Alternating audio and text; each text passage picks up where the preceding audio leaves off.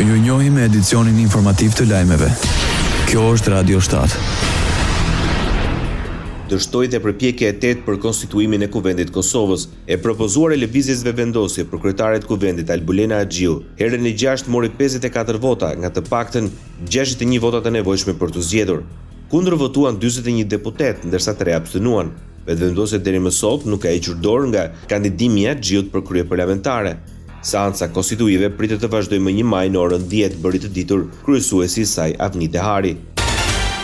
Ministri i Financave në qeverinë e Kosovës, Sekuran Murati, është i mendimit se kandidatura e ministres së drejtësisë, Albulena Axhiu, për krye parlamentare gëzon mbështetjen edhe të deputetëve të opozitës, por që kjo sipas tij ndalohet nga drejtuesit e saj. Në një konferencë përshtypje, Kuran Murati deklaroi se dështimi i radhës së seancës për konstituimin e Kuvendit po vjen për shkak të atyre që nuk votojnë pro dhe ankohen se po ka bllokada për konstituimin.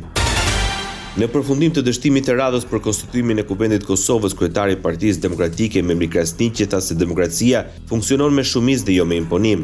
Para demokracia funksionon me shumicë, jo me imponim.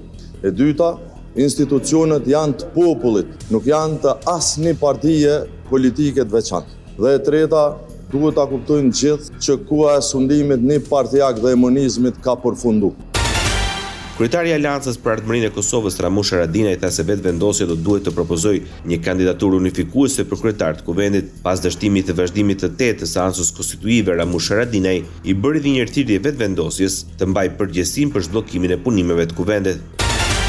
Nga Lidhja Demokratike e Kosovës reagoi deputetja Hykmete Bajrami. Ajo tha se është e turpshme që as të martën su konstitue Kuvendi, duke akuzuar lëvizje vetëvendosje se po i mban peng institucionet e Kosovës dhe kjo po ju kushton qytetarëve. Ne njohim të drejten e të parit për të propozuar, mirë po kjo nuk do të thotë që ne e bartim votën tonë tek një subjekt tjetër duke votuar sipas kërkesave të tyre.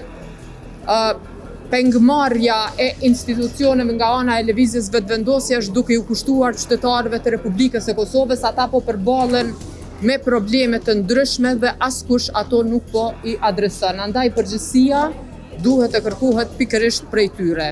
Edhe një herë po e them që na vjen keq që ne në bazë të rezultatit, natyrisht edhe vullnetit ton, jemi pjesë e Kuvendit të Republikës së Kosovës, mirë po pa dashje jemi pjesë e këtij teatri i cili tashme po besoj që është bërë mjaft për secilin qytetar të Republikës së Kosovës.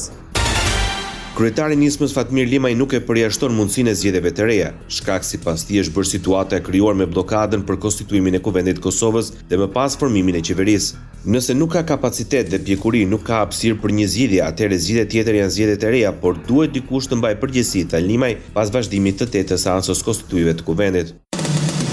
Ndoqët lajmet shkurt në Radio 7, zëri pozitiv i qytetit.